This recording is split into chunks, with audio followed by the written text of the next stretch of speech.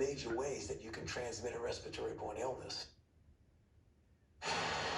So let's talk now with Dr. Alan Kozarsky, an eye doctor here in Atlanta who has recovered from COVID-19. Dr. Kozarsky, great to have you with us. It's great to be with you, Rosemary. And that's really good news that you are fully recovered and have been for about 3 weeks now after contracting COVID-19 in Atlanta. Now, you were on a mission trip to Honduras when you first realized you might have the coronavirus. What were your symptoms at that time? Well, I was actually on a flight out of Atlanta to San Pedro Sula, Honduras, and I developed a little bit of a dry cough on the trip down and didn't make much of it since we were coming up to allergy season. By that evening in Honduras, I felt a little bit febrile, and by the next morning, it was pretty evident that it was very flu-like, and I was tired and aches and pains, and I said, I am the last thing they need in Honduras right now, and it's time to go home. Right, and I wanted to ask you this too, because the Trump administration is seriously considering opening up the country in early May.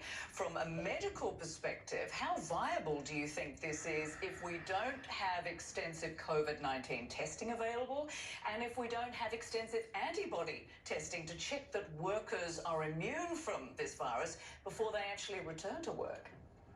Well, it is amazing how quickly this disease spreads and how it spreads from country to country, person to person, and its ability to do that cannot be respected enough. So your sense is that that would be premature to get people back to work basically, if we're talking the 1st of May, if that becomes an option without those testing mechanisms in place?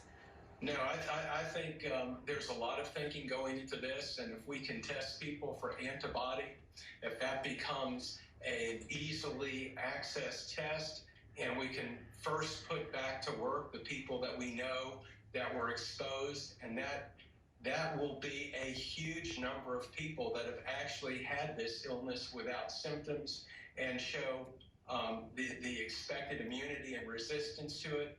And it makes sense that those people working together would be the first group that could safely go back to work and then joined by the others as this becomes much less prevalent. Right, and presumably still with social distancing in place and the wearing of face masks. Well, as long as everyone pretends that everybody else has this illness, then we're all going to be relatively safe. And if we give it the respect that it needs, because that is the biggest measure that we can take in order to keep the numbers down and to keep everybody safe.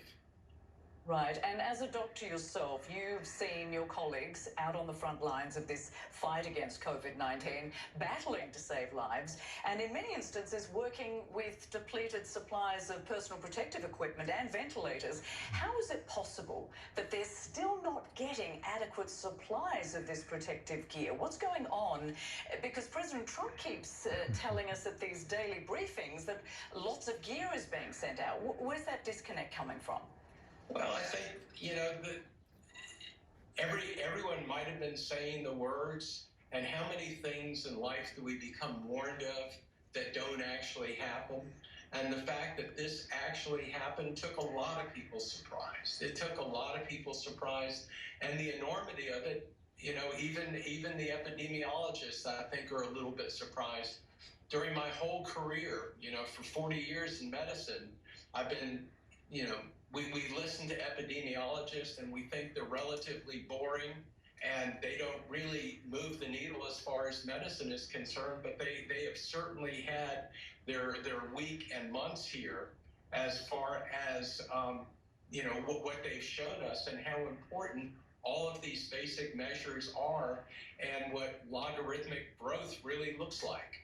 Yeah, they most definitely have. And of course, we will likely continue with social distancing for many weeks to come. But what role do you see homemade face masks playing in the days and weeks ahead, and possibly even when everyone returns to work?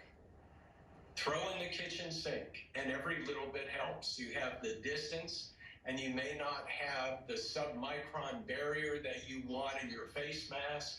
and it may not be an N95 or a P100 mask, but if you have a couple of layers of a bandana or anything that you're going to make, it's better than nothing, and it reminds you that this is still active and measures need to be taken to avoid spreading this disease.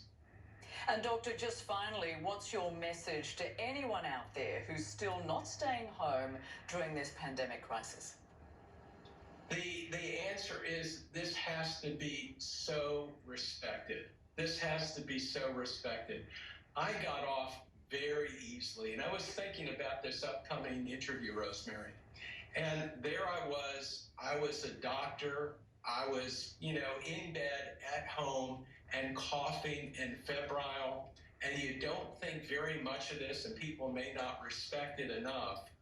But what you don't know is whether you're going to be one of those very unlucky few people that your cough today and a tolerable level of illness will become shortness of breath tomorrow, and you're going to be on your way to the ICU and need a ventilator. And if you can't picture that, then you can't take this seriously enough. And if you picture it correctly, you're going to take the right measures. That is an incredible point that you make, because this is a lottery with this virus. We don't know very much about it. We're learning as we go along, but that is an incredible point you make. Dr. Kozarsky, thank you so much for talking with us. And you too, Rosemary. You take care. And be sure